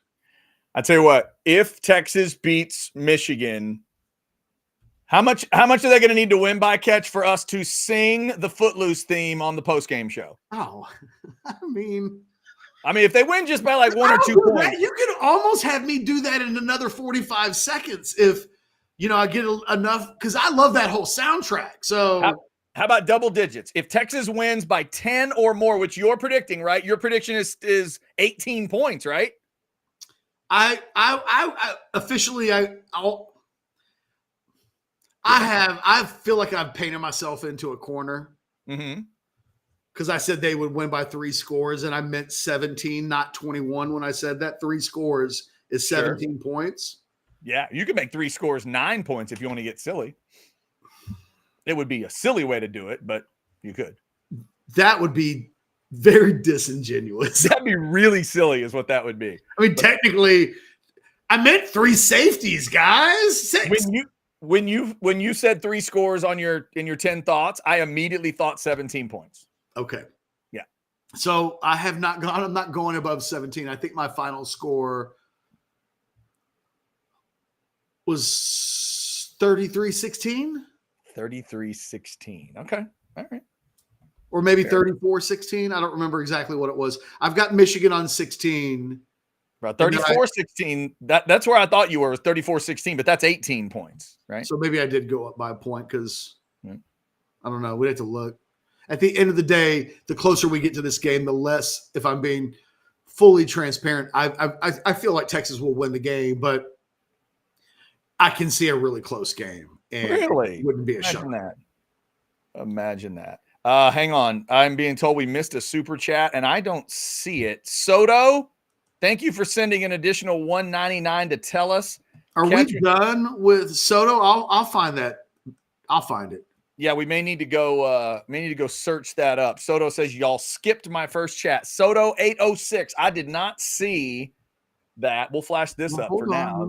We'll get after it. It's the one you're looking. The problem is, here's what only those. I can't. How do I get the stars to go away? You click on the star itself. Yeah, but I'm on only starred posts. I haven't seen the chat in 35 minutes. Then you go to the top and click on all posts. Is that what you're trying to figure out? Look here. I'm sorry. We already put his there. Now I'm back to all the posts. All right. Now let me look and find it. There you go. You scan for it. Let me pay a quick bill and you scan and see if you can find it. I'm going to see if I can send people out to Hay City Store. It is such a good place out there in Driftwood. Weather getting a little cooler right now. We're into that time of year. Football has begun. It's the first full weekend of football with the NFL cranked up. Hay City Store is a good place to watch games, or if you just want to go relax under those shade trees, do that. Want to go sit in the ice house and just have a great meal, do that. They've got inside seating as well. Once you're done, maybe head over to Wimberley and walk around. We've done that a few times. Say hi to Travis, Tamara, and the crew out there, and just have some of the best food and drink that I have ever had in my life. Here's a recommendation. Grilled pork chop. They have 3 different kinds of pork chop. Just start with the grilled one. It's so good. My wife had it, I think, 5 straight times going out to Hay City Store. She couldn't get past it. because it's incredible.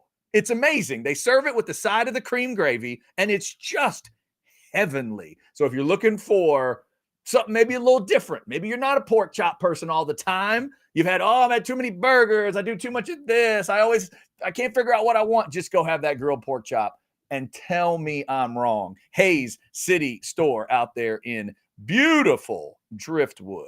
All right, Catch, did you find the Soto super chat? No, but I did find one I think we missed. Okay. But I'm now, and the thing is, Soto, here's the deal. Sorry, I can't find it, so I don't think you have to, don't resend any money. Just send us your comment, but I don't think you got charged. Now, did we see Barb's? I just saw that one. Something about a funeral. What are the chances? Me being smidge upset at missing the UT Michigan game due to a funeral brought up at the pearly gates. I'm not evil. UT by 20. How close would someone have to be for you to miss the game? Because I think I would skip family members. I mean, I have no brothers and sisters. Right. I'm not missing my mom's funeral. Although, here's hoping she's got another 50 years. Yeah, you'd have to be you'd have to be family is what you'd have to be. Family. I have no grandparents that are still living. I think you'd have to be family I have physically seen in the last 6 months. Barb's, let us. Here's what I need to know, Barb's. What level of family has this? Can't be friend. There's no friend. Friends like getting married. Don't get married during football season and don't die during football season. Well, and here's the thing, Barb's. At the end of the day, when you get to the pearly gates, will it be brought up? Maybe. I think you'll be fine. I think you'll have an argument. Here's the thing. I always go by the will I really be missed? If you send flowers so that you've got a $200, a real showy, I don't even know if that's what showy floral pieces go for anymore, but let's say you throw $200 in and there's a card and it's like Barb's 10. Good luck in heaven, right? Good luck in heaven. Oh my God. Don't put that on flowers ever.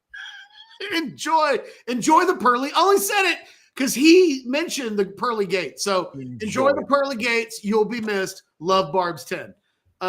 Enjoy heaven. I was watching the Texas. No. You don't say that. Okay. But you send flowers because everybody that walks by in the funeral is like, oh my God, this is beautiful.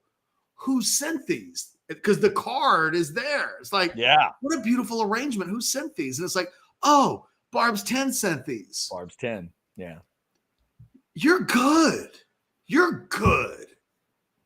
You're really good. So what I would tell you is if you didn't go to church on Sunday, but everybody heard that you put $200 into the plate, you're good. It's like being there. Yeah. There you go. And unless literally you hugging somebody changes the outcome of the day tomorrow, send a $200 arrangement and watch some football. Unless, again, I need to know the level of relationship with the person. Yeah. And again, Barb's 10, just make sure when you get to the pearly gates, you step aside a little bit because now Catch and I are going to need room to have our own discussion because now they're going to bring it up with us at the pearly gates as well. So, yeah, it's going to come up. It's going to come up. All right. We are well past 1 o'clock and we have not done buy or sell. Catch, are you ready to buy or sell a little bit? It says that somebody said Soto's super chat reposted above. Okay. All right. Well, what if we just do this? Because this is his comment. Oh, here we go. Okay. For $9.99. I don't know. I'm just yes. For $6,000. Texas gets moved to number 1 if they beat Michigan, the reigning champs, by double digits, regardless of Georgia and Ohio State's outcome this weekend. Sell. Not a buy or sell, but I don't believe Texas is Clemson just beat the crap out of. I mean, Georgia just beat the crap out of Clemson. So it's not like anybody's going to go. Texas beat Michigan. What is Georgia done? No, they did the thing. Let's eyeball test it. You know what, Soto? Since you paid money for this, we'll eyeball it. Tennessee Tech is going to Georgia. Really, no matter what happens in that game, Georgia's not getting a lot of love. It's Western Michigan at Ohio State. So to Soto's point, Catch, it's two non-conference games that'll get no attention. That's just handle your business stuff. If let's say they both win, handily. They're not going above Georgia. I think there's a chance they jump Ohio State. I do agree with that.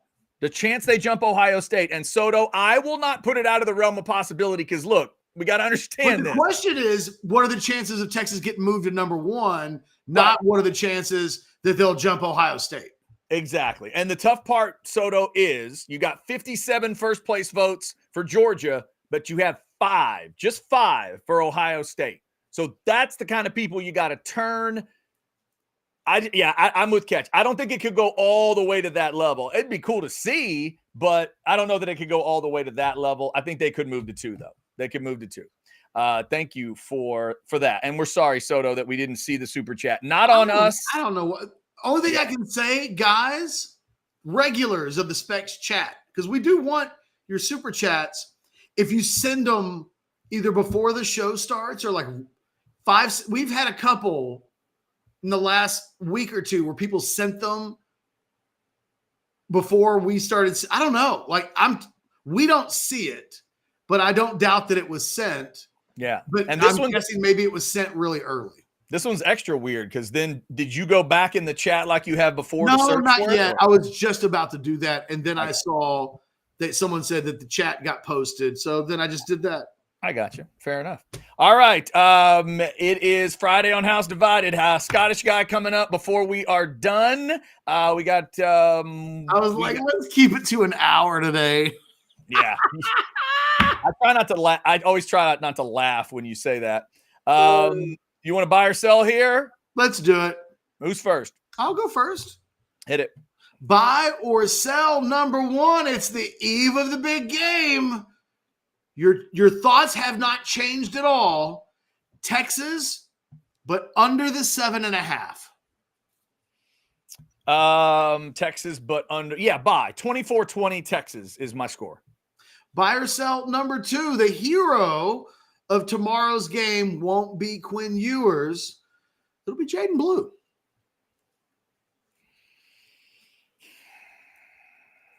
Bye. I also think Silas Bolden plays a role in tomorrow's game on the receiving side. But if Texas is going to go get this thing done 24-20, they're going to need to establish that run. And yeah, I think Jaden Blue is going to have a big one, and he'll be the star. Buy or sell number 3. All teams that would have had an eye on last night's Kansas City-Baltimore game, all teams that were in need of a wide receiver on any level going into the draft May, there's serious self-regret over not taking Xavier Worthy and all of the speed that he brings to the table. Buy, capital B, capital U, capital Y. It's almost like they didn't put his season at Texas on film, and it's almost like they sent no cameras to Indianapolis. When you combine those two things, not to mention all the stuff you'd been telling everybody about Xavier Worthy Catch for years, yes, somebody should have figured out how to not have him be in Kansas City, and none of them did. They should all be ashamed of themselves. He was the difference in the game last night. He was the difference in the game. Catch, we said it the whole time. We preached it to the people last year. He's not just some speed toy. He's not just some, he's just not just some, freakish, every once in a while kind of player. That's not who he was. He's a badass receiver, like you say, that gets open about as well as anybody ever has. And he's the fastest that ever went to the combine. How the hell do you not want that on your team? I think from a Texas perspective, that the quarterback play at Texas just wasn't good enough. I mean, Yeah. Well, and that's the thing. He's as good as they were with him there. Catch, he's going to put an NFL career together that might make us all just stop years from now and go, yeah, he was underutilized at Texas. Like they just, as good as he was, they didn't use him enough because he's that damn good. I'll never forget the video that Kieran made going into year 2 that was just a season high. It was like 5 minutes long. Yeah. And it was nothing but plays of him running wide open in the corner. Either Hudson Card or Casey Thompson missed him. Yeah, exactly. It was like all of these plays of him just wide ass open, and the ball was, and then we saw it happen with Quinn. Like, it was interesting to hear Trevor mention that, Quinn doesn't throw a great deep ball. It happened last year against Alabama. It hasn't happened really much often beyond that. Yeah. We went from joking that Sark just wants to throw the ball deep all the time to they didn't throw it deep once last week, and it does feel like a part of the offense that has, I think, not quite been the feature point that we thought it would be, which will lead to my buy or sell question number 4. Real quick, super chat before you get there. Buffalo should face relegation to the CFL for trading that pick to Kansas City. Oscar, you're not wrong. You're not wrong. I completely agree with that sentiment. The entire league. The whole league. It was like after the combine, everybody was saying it, but it always felt like even after he declared, it was like, look, NFL, I'm not telling which team has to draft Xavier Worthy, but y'all can't let that man go to Kansas City. No, and then it happened. Like, you guys want him to have Tyreek Hill all over again. It was pitiful, just pitiful. Catch, I wouldn't have had a problem if Jerry had gone crazy and taken him, because then at least he's not in Kansas City. My God. This Mahomes, anyway, buy or sell number 4. Yeah. We are either going to see a pick 6 or Texas take advantage of it and score a touchdown, but points are being scored on a play that involves a Michigan cornerback trying to jump a route. It could go either way. Points are scored on a play where a Michigan corner tries to jump a route. So it's either a pick 6 because a route gets jumped, or we see the over-aggression specifically get taken advantage of. Yeah, I'll buy that because I love Johnson's game. He is super aggressive. Like Trevor was pointing out earlier, he was trying to jump that route all night, and he finally got it at the end. So, yeah, I'll say there'll be some points scored off of a play like that. That sounds good. And finally, buy or sell number 5. Let's go back to the movie Footloose, and let's play a game of hotter than. Okay. In the movie Footloose.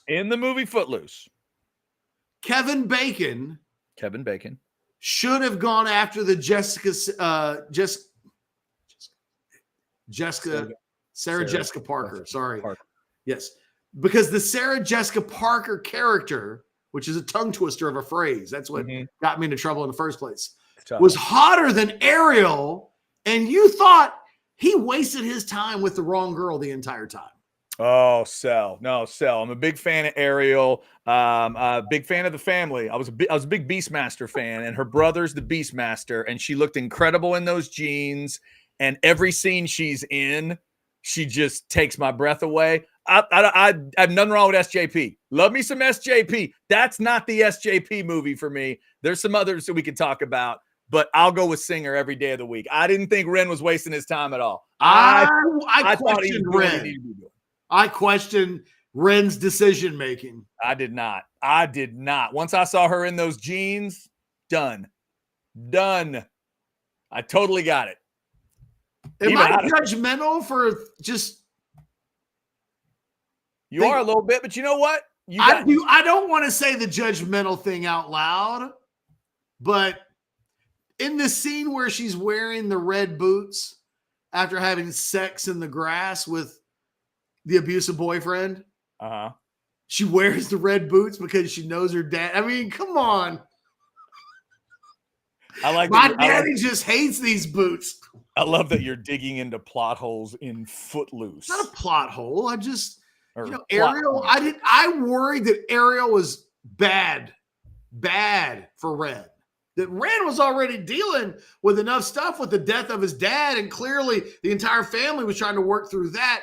Ariel was just going to bring nothing long term. Ariel is going to be a real problem for Ren. That is not what I was thinking. We were thinking That very different relationship things. ends before the end of the summer. All I kept thinking was She's like, I got to move to LA. I got to get out of here. It's too much religion. Have you heard what's going on in LA? And she's doing coke. And Ren is either supplying the cocaine habit, or he also becomes a cokehead. And the next thing you know, he's in the plot of Boogie Nights. I don't know. I never thought I would want to see Footloose 2, but now you kind of like Footloose 2, the Leaving Las Vegas edition. I kind of want to see that now. Think about what happens in Karate Kid 2. What happens? Daniel shows up. His car is all, overheating, and Allie has left him for a UCLA football player. Yes. That is definitely happening to Ren. And along the way, she's gonna mess up his life. Footloose After the Dance. That's the second movie that Ketch wants to make now. That would be a hell of a movie. That would be a hell of a movie. All right, we are halfway through buy or sell. Let's hear from AV Consultations, and then I will give buy or sell to Ketch. If you need a good setup, they've got it for you. Here we go. With audiovisual consultations, scientific data proves it. Size does matter. The bigger and wider your television is, the better. Football season is here, and the time is now to get your entire audio-video experience tuned up and ready. New flat screens, projection video, Dolby True HD surround, all the goodies at great prices and followed up with great service. So call us at 255-8678. That's 255-8678, or on the web at avconsultations.com. All right, buy or sell time for Mr. Ketchum. Buy or sell number one, Jeff. If Texas beats Michigan, there's only one loss coming in the regular season. So, well, ask the question again. If Texas beats Michigan, there's only one loss for Texas. I already have them at 11-1. So, yeah, okay. Bye. That doesn't change anything for me. I guess for me, the question would be, if they lose to Michigan, what does that mean? Because I have them at 11-1, beating Michigan. How about if I adjust it slightly? If Texas beats Michigan, you think the loss is Georgia or OU?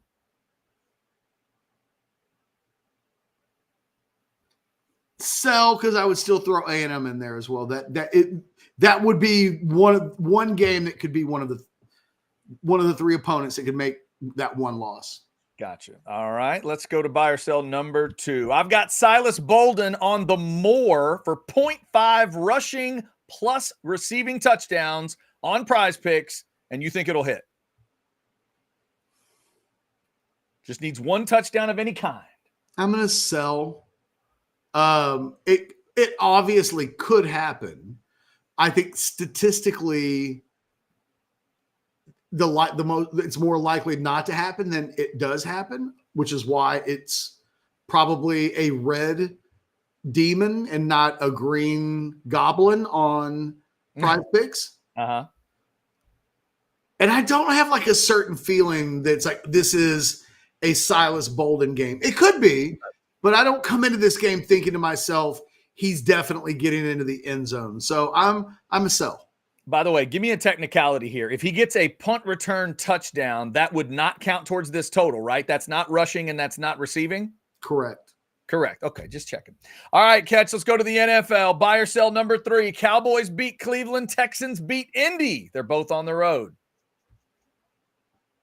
Sell. Cowboys lose to the Browns. I kind of have that feeling too.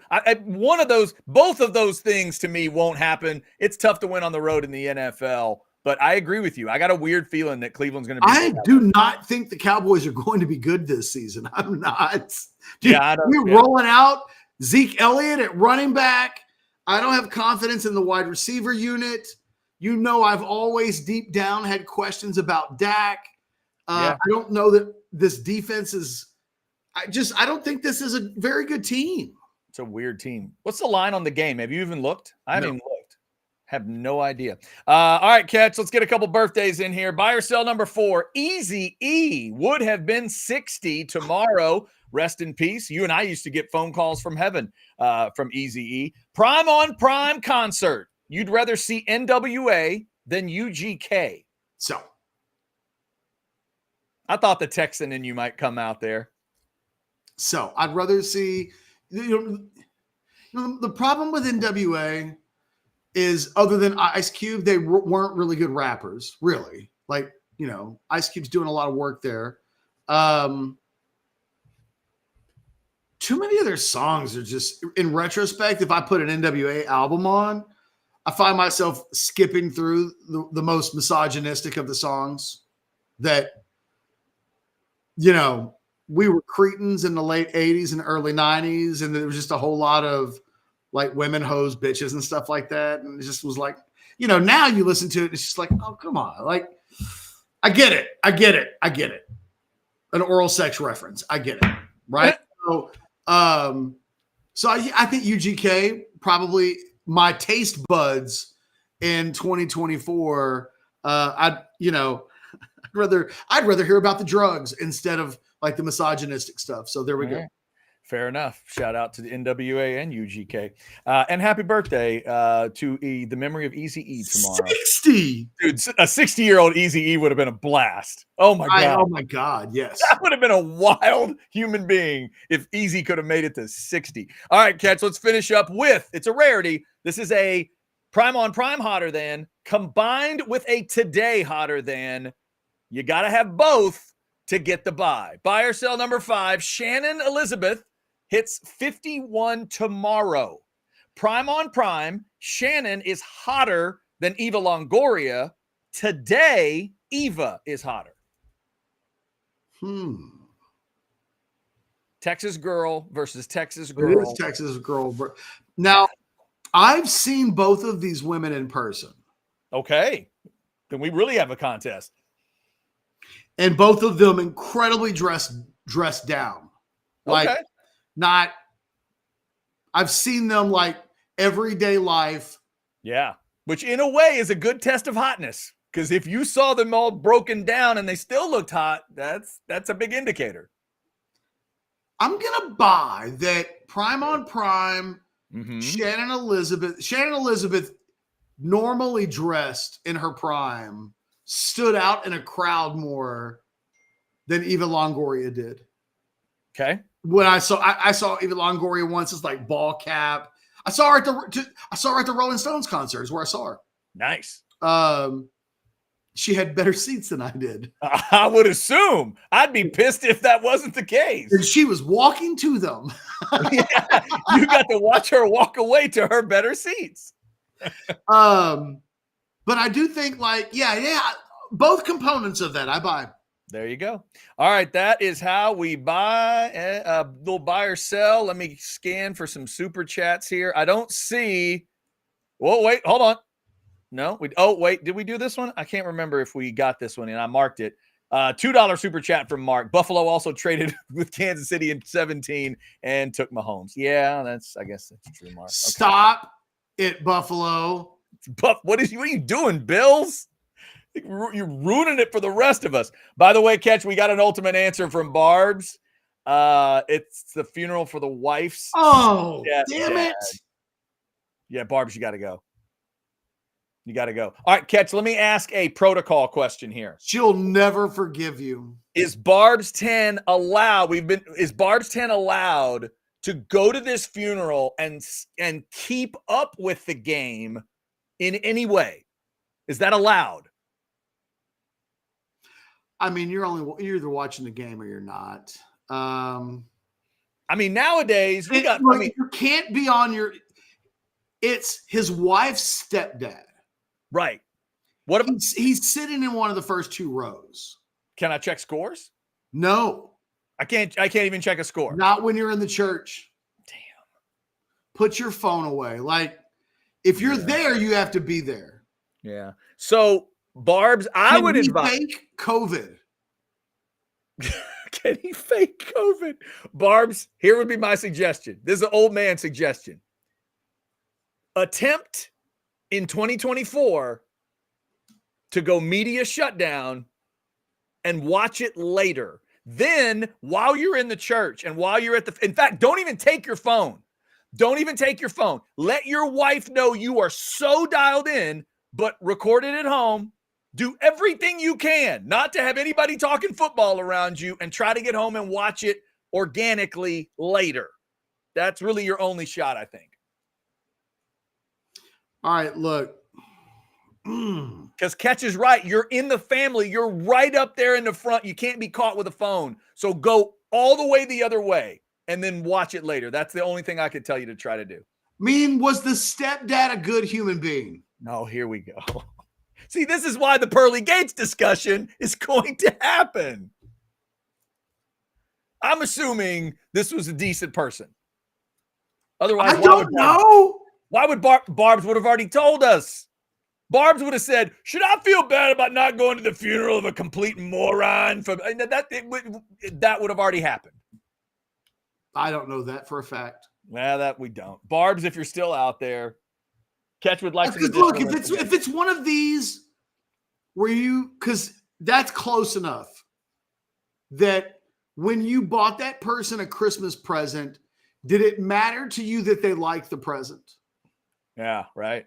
Or did you just buy a gift card for like $25 to Bassmasters every year?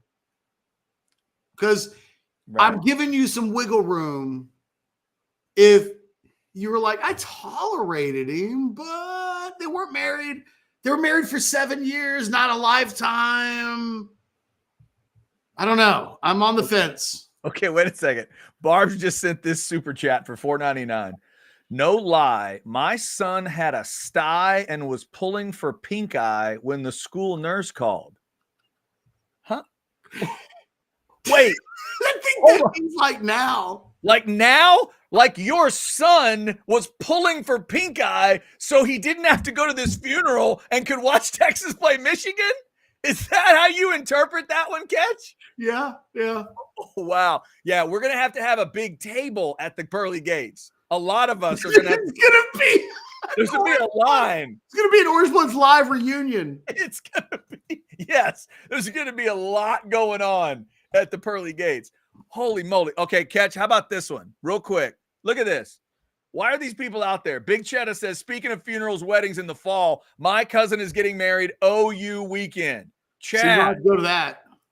Chad, you do not have to go to this thing unless, Catch, there used to be 4 reasons to me why you could get married in football season if you care about football. They used to be birth, death, military service, and COVID. But I think we're past COVID now. So, I don't know, man. I had it last week. I'd have used it. Okay. So maybe still COVID. Those 4 things, maybe. Chad, if you don't have any of those ingredients and these people actually like football, I don't understand it. And if they know you like football, I say don't have to go. Can I tell you something, Barbs? Ooh, the answer is in the answer here.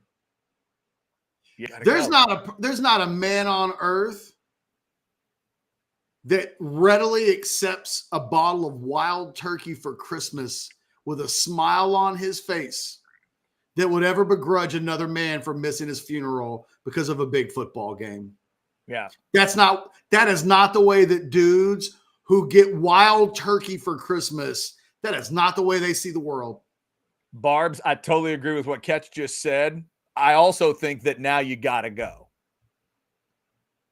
I just think as a nice touch, you ought to go. Would he ultimately be flipped out? No. This is about your wife, though.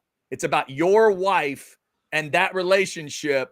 I think you think a $200 arrangement gets a get out of jail card? No, I think you need to, maybe if you put a bottle of Wild Turkey in the arrangement, maybe that'll happen. Look, show up, do a toast of Wild Turkey, and then go home and watch the game. Barbs, how about this? Work with me here. This is so wrong. This is such a morbid conversation. You fake COVID. No, here we go. Hey, It's serious business. I just had it last week. Oh, it got you. People can tell. Did. Mm-hmm. So you get you. I think I got COVID. I got a kid who thinks he's got pink eye. We cannot be giving old people what we have. I'm sending the best arrangement that can be purchased at the local floral shop. And I'm staying home and I'm taking care of the kid. We're going to make sure that he can't miss school on Monday. I can't miss work. We can't get old people sick. Here's a $300 arrangement. Hashtag hook 'em. But we have to take care of our family. Hashtag hook 'em horns. Love Barb's 10. Oh my God. It's really weird. I can't remember, knock on wood. I can't remember ever having that kind of discussion going on. That kind of issue going on. Ask yourself, 6 months ago, if you'd been if you brought the wild turkey with you, mm-hmm. and y'all were sitting down on the front porch, woo, turkey? There's another conversation that I want to have, because I've never met anybody that gets wild turkey for Christmas. Yeah, I don't know that I've really done that. Wild turkey is it's a whiskey, right? It's a whiskey. It is a whiskey. Is it like a cheap whiskey? It is not I would not call it a quality whiskey. So when turkey. I used to bring wild turkey into the equation, yeah, it was always like, oh, I'm trying to mess this person up bad. I see. Okay. So you give wild turkey to just like your drinking friends. Me and a group of friends went to Dance Across Texas to see a Garry Allen concert. Mm-hmm. And I gave my friend Chandra a shot of wild turkey and Tabasco. And she did not remember the concert the next day. Wow. Okay. Fair enough. But we danced, Chandra. I don't know why you wouldn't. And you and Matt danced to your favorite Garry Allen song. Look at this. He wouldn't care if I hand delivered the wild turkey or sent it in the mail. That's the best. So we really answered the question of like, would he care? Because what I was going to say is like 6 months ago, you bring the whiskey, you're sitting on the porch, and you said, you know what, Chester, I've been kind of counting down the years for this game to be played. Your ass can't die, okay? Like, if we get close to Texas, Michigan, and you die, are you cool? He's going to tell you, don't even worry about my ass. Yeah, and that all Pour maybe me another glass. No, Catch. This is one of those where part of a funeral is for the living. This is about the wife. And then that's the next part. So now you've got it's the wife. It's the wife's mom. She's a problem. That's true. It's a wife. You're right. Good point. You're talking about your wife and your mother-in-law. This is the mother-in-law's husband that just died, right? It's the stepdad of the yes. So you have two women you have to think about here. Would it matter to them if you're there? If the answer is honestly no, then don't go. A woman that marries a man that drinks turkey, it goes one of two ways. Either she's smoking Pall Malls by like the carton every day, or she's like the most God-fearing, nice woman who is like an angel that ever lived. If she's putting down a carton of Pall Malls every day, and look, that might sound harsh, but the husband is drinking whiskey. A carton a day? You could have said 2 packs. A carton a day? Damn. My Lord. I mean, look, there are dudes out there that know who I'm talking about. Man. Or then she's like, is she an angel? Or does she get down because she was married to a guy that drinks turkey? Oh, my Lord. Because I think you answer that question and you answer the question. Oh. There it is. I would get side-eye until Palm Sunday. Okay. Well, then I guess there you go. Oh, my God. That is so wrong. So wrong. Today's funeral is brought to you by Wild Turkey and Pall Mall, ladies and gentlemen. Pell males, whatever, man. Oh, that is I've only heard Southern people say it, and they would say Paul Malls. By the way, like Paul Wall. Oh, gotcha. Like Paul Wall. By the way, Sandman is in Michigan, landed just before the show started. Sandman, thank you for being with us. Have a great trip. Enjoy your trip. I hope you're going to the big house. 27-23 is Sandman's prediction. All right. I do not see any super chats. My God, Barb's 10, you have really added to the show today. We thank you so much. So much for what you've added to the show today. Rest in peace, old timer. Rest in peace to Wild Turkey guy, because now I wish I could have had some Wild Turkey with him. That's absolutely true. I'd find some turkey drinkers at a Gary Stewart concert. Yeah.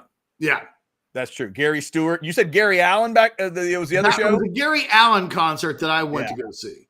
But you were going to mix in, like, Chandra couldn't handle her turkey. A lot of Garys. You could do some Wild Turkey at some Garys. Gary Stewart, Gary Allen. Is Gary P? Who's P Nunn? Is that a Gary? Yes. Is that his name too? A lot of Garys back in the day.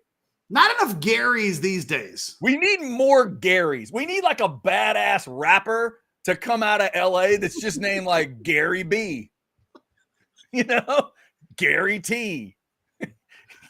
Gary. You're right. That's exactly what we need, Chad. What about Lil Gary? You know, you would check out the album of Lil Gary. Not little, Lil Gary. Yeah, Lil Gary. And he would already have a beard, right? He'd be like 18 with a beard. Just show up, thrashing it out. I don't know what happened to the Garys of the world. Is Gary short for anything? I don't think so. No. Gary's Gary. Used to be named Gary. Gary's just Gary, man. I grew up with Gary Coleman and Gary Shandling and Gary. We can think of old Garys. There are no new Garys. Yeah, when was the last Gary athlete?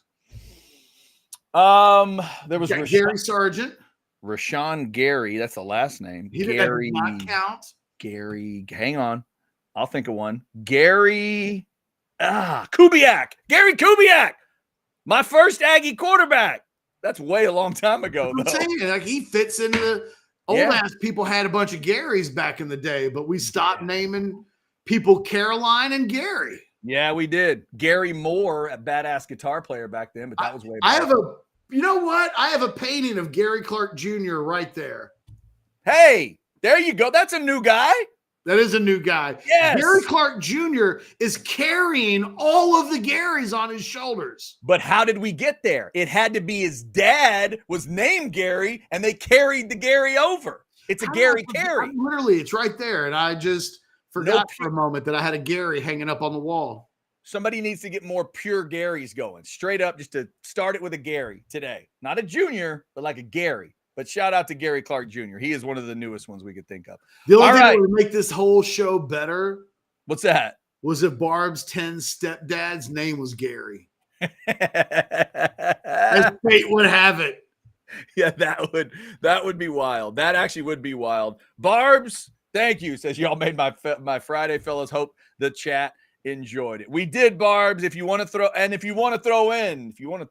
his name at us, we'll throw a rest in peace at him before we get out of here. All right. Oh, look at this. We got somebody that does have a dad who's a Gary. Hunter says, my dad's a Gary. Great name. There you go. Why aren't you Gary Jr.? So I named my cat Gary the cat. Shout out to Gary the cat. There needs to be more Gary the cat. And then, you know what? Hang on. Hold on. I named my cat Gary. I named my cat Gary. Gary the SpongeBob pet snail. That's a Gary. That's true. SpongeBob's pet is a Gary. And don't worry, Chad, you did not miss Scottish Guy. It has not happened yet. We are just on a roll of sorts. We got handed down into a lot of weird areas. Okay. There you go. All right, Catch. Anything before Scottish guy, or are you about ready to get out of here? I didn't know I was, but I'm ready to get out of here.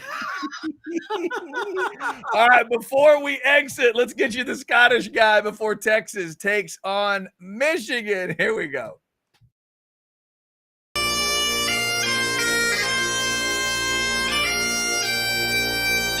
I always feel like somebody's watching me and I have no privacy. I always feel like somebody's watching me. Who's playing tricks on me? Before we get to the Wolverine surveillance company trying to stop the Longhorns, let's play How'd That Work Out For You? First up, Florida. Starting against Miami is tough, but you're at home. Just put up a fight and it'll show the fans something. How'd that work out for you? Hey, Willie Napier, not only did you get blasted, but then you couldn't even take the cap off the water bottle? Start buying boxes and tape now. It'll save time. Next up, Florida State. You're not even on the Horn schedule, so we have to move on. But holy shit, how'd that work out for you?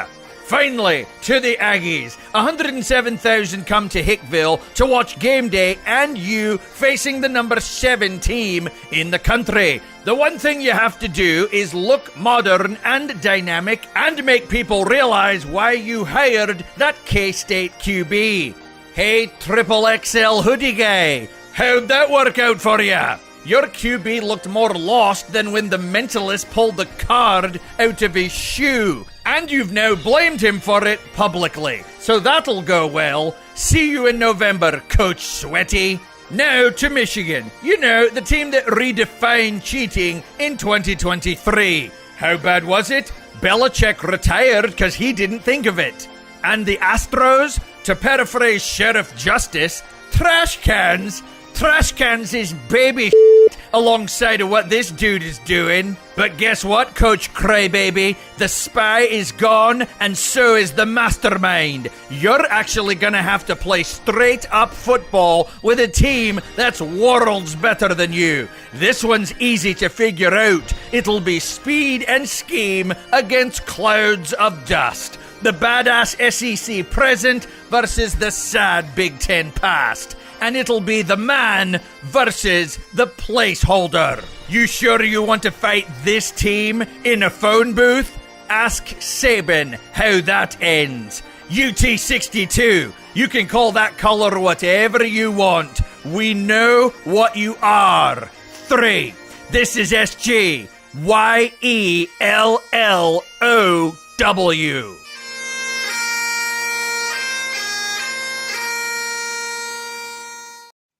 There you go. Shout out to Blake, the super producer, for the technical assistance there. And yes, Binks, love the little stallions in the corner. Yeah, that was a good touch. That was a nice little touch.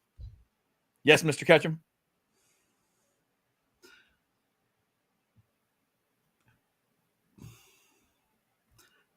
This Scottish guy doing Rockwell. If you'd given me 1,000 years, I would not have seen that coming from any angle.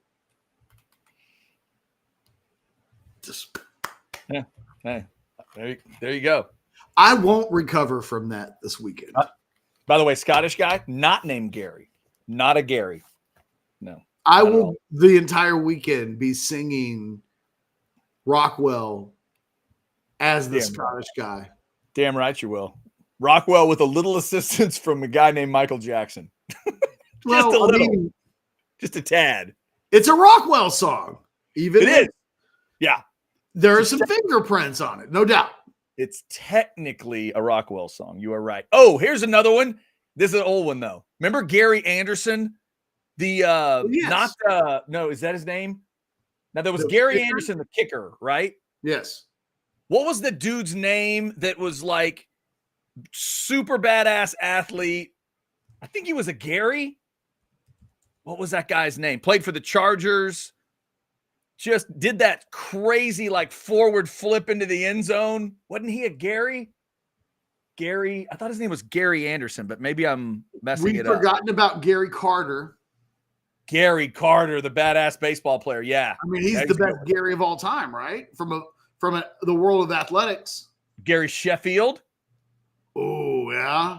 Gary Sheffield was a badass. Gary Sheffield was a badass now. Yeah. I'm just going to be thinking of Gary's all week. Gary Sinise? Gary Sinise? Yeah. You talking about the actor? Yes. His name is Gary? I guess it is. Gary Sinise. Gary Sinise. Oh, yeah. Lieutenant Dan. For some reason, when you said here's what's weird. When you said his name, Steve Buscemi popped in my head, and it didn't make any sense.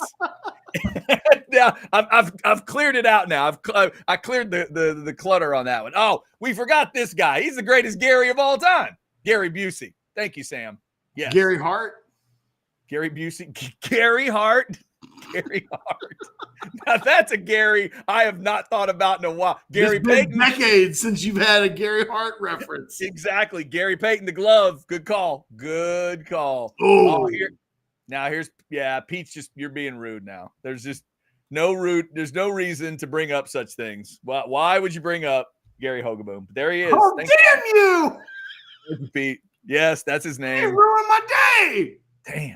Damn. Do you remember when we were like, no more Danny White, Gary Hogaboom? I know. Do you remember? I remember thinking buying into the idea that as Gary Hogaboom goes, so go the Dallas Cowboys, and that was going to be a positive thing. Bring back Danny is what we ended up saying, and that wasn't all that great either. Yeah, Danny was my guy. I was team Danny on that one. I was team Danny. I tried to believe, and it didn't work out. My mom hated Danny White. Did she really? Hated Danny White. Hated Danny White. Like, I always would try to tell her, he's okay. He's pretty good. No, fuck Danny. Okay, Mom. Okay. Damn. This is a good one, Phil. Yeah, imagine Tom Landry mispronouncing Hogaboom. Yeah, that did happen. Here's a good one. This old school. Gary Player. Right? Oh, One of the best golfers. Racist. One of the best golfers that ever lived. Let me see. I'm going through a list of Garys. Yeah, I said Shandling. As it turns out. Somebody threw that out. Gary Trent Jr. Now we need to just say goodbye. Yeah, I don't. Right now, I think we might be to the end of the line. Now line. I'm both into the Gary Trent Sr. and Gary Trent Jr., the basketball players. That is fantastic. We will end with Rex's. The first one I brought up, Rex. Yes, Gary Coleman with some exclamation points. My favorite child actor of all time, Gary Coleman, hands down. I don't think anybody has ever reached that level. I was mesmerized back then, and I'll still watch an old episode of Different Strokes and I love it. I love Gary Coleman. I hadn't really thought about it, but you might not be wrong. Okay. That's the one I would go to first. There's a lot of good ones, but he's. By the way, how old do you think Gary Busey is? Oh, Gary Oldman. Gary Oldman, great actor. Yep, good call. How old do I think Gary Busey is? I'm going to say Gary Busey is 64. He's 80, Chad. Damn. I was so close. He's 80? Samsonite. Yes, that's what I'm looking at right now. He's 80. Good for you. You know what? There's certain people that you just kept expecting to hear that they were gone. Busey to get to 80 is awesome. Oh. The fact that Charlie Sheen is still crushing it, awesome. I mean, Lohan's still with us. Like, there's a lot of those hard partiers where you're just like, man, Mickey Rourke, I think, is still alive. I mean, good for them. Good for them. Cooper, did anybody say that one? Yes, Gary Cooper did get mentioned. Okay. Gary Cooper did get mentioned. All right, let's put Gary goodbye our way out of here. There you go. We will get, we thank you to the Gary conversation and all those folks in the chat today. Thank you for liking, subscribing, and getting your notifications. Also, reminder, Football with Friends comes up at 6 o'clock, and they are live out at Texas Beef Traders today. Hang on, I think they have a graphic. Hang on, right here. Look at this. Look at this. There you go. Out there at Texas Beef Traders in Lakeway, 6 to 7:30 this evening. I think they may have even extended that back to 5:30 to 7:30 because, they got to set up and stuff. So get on out there and check them out. You hear Alex talk about Texas Beef Traders all the time. That's the QR code to check them out, and you can go check them out at Texas Beef Traders this evening. All right, everybody have a good weekend. And remember, 11 o'clock kick. As soon as we hit the 2-minute warning in the fourth quarter, we'll fire up the Orange Bloods Live post-game show brought to you by the Lowy Law Firm, myself, and Catch, and live from the Big House, Anwar Richardson. What is that press box like? Does it even have Does it even have Wi-Fi? We'll find out tomorrow afternoon, right about the 2-minute warning. Jason Sukumel will jump in. All of you, please jump in as well. Let's see if Texas can get it done. Catch and I are both predicting Texas wins. We know many of you are as well. Let's see if they can get the job done. Y'all have a great weekend. Enjoy it. Until Monday at noon, we are house